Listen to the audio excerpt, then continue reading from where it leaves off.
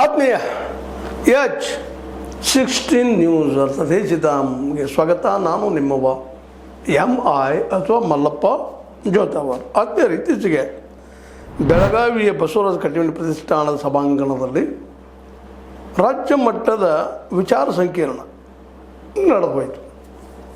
ವಿಚಾರ ಸಂಕಿರಣ ಅಂದಾಗ ಇವತ್ತು ಭಾಳಷ್ಟು ಜನ ಆ ಕಡೆ ನೋಡೋದು ಕಡಿಮೆ ಮಾಡ್ತಾಯಿದ್ದಾರೆ. ವಿಚಾರವಂತರು ಅಂತಂದ ತಕ್ಷಣ, ವೈಚಾರಿಕರು ಅಂದ ತಕ್ಷಣ ಇವರು ನಗರ ನಕ್ಸಲೈಟರು, ನಗರ ನಕ್ಸಲೈಟರು ಅಂತ ಕರೆಯುವಂಥ ಪ್ರವೃತ್ತಿ ಹೆಚ್ಚಾಗ್ತಾಯಿದೆ. ಇವರೇನಾದರೂ ಫಂಕ್ಷನ್ ಕರೆದ್ರೆ, ಇಂಥ ಜನ ಅಥವಾ ಒಂದು ಬುದ್ಧಿವಂತರು ಲೇಖಕರು ಕರೆದ್ರೆ ಆ ಫಂಕ್ಷನ್ದಲ್ಲಿ ಭಾಳ ಅಂದ್ರೆ 50-60 ಜನ.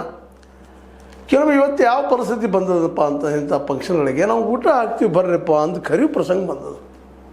ಇದು ಅತ್ಯಂತ ನೋವಿನ ಕೆಲಸ. ಒಬ್ಬ ಸಾಹಿತಿ ಬಡವ, ಅವನಿಗೆ ಸಹಾಯ ಮಾಡೋಕ್ಕೆ ಬೇಕಾಗಿತ್ತಪ್ಪ ಅದು ಮತ್ತೊಬ್ಬ ಶ್ರೀಮಂತ ಹಿಡ್ಕೊಳ್ಳೋಂಥ ಪ್ರಸಂಗ ಇವತ್ತು. ಒಬ್ಬ ಸಾಹಿತ್ಯನ ಒಂದು ಫಂಕ್ಷನ್ ಮಾಡ್ತಾನೆ ಬಂದ್ರಪ್ಪ ಅಂತಂದ್ರೆ ವಿಶೇಷ ಜನನ ಕೂಡೋದಿಲ್ಲ. ಯಾರಿಗೆ ಬೇಕು ನಿಮ್ಮ ಸಾಹಿತ್ಯ ಅನ್ನೋಂಗೆ ಆಗ್ಯದ.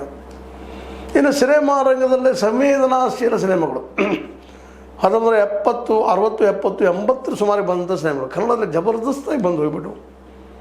ಅಲ್ಲಿ BV ಕಾರಂತರಾಗಿರ್ಬೋದು, ನಮ್ಮ ಗಿರೀಶ್ ಕಾರ್ನಾಡ್ ಅವರಾಗಿರ್ಬೋದು, ಲಂಕೇಶ್ ಅವರಾಗಿರ್ಬೋದು, ಒಬ್ಬರಿಗಿಂತ ಒಬ್ಬರು ದಿಗ್ಗಜ ಲೇಖಕರು ಜೊತೆಗೆ ಸಿನಿಮಾ ರಚನಾಕಾರರು.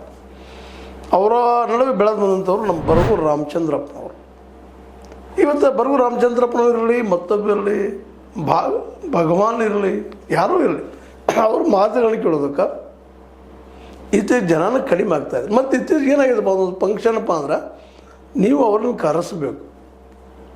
ಆದರೂ ಇಂಥ ವೈಚಾರಿಕ ತಿಳುವಳಿಕೆ ಕೊಡುವಂಥ ಫಂಕ್ಷನ್ಗಂತೂ ಬರೋದೇ ಇಲ್ಲ.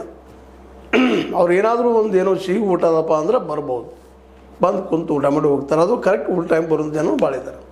ಇದು ಭಾಳಷ್ಟು ಸಂಕಟಕರ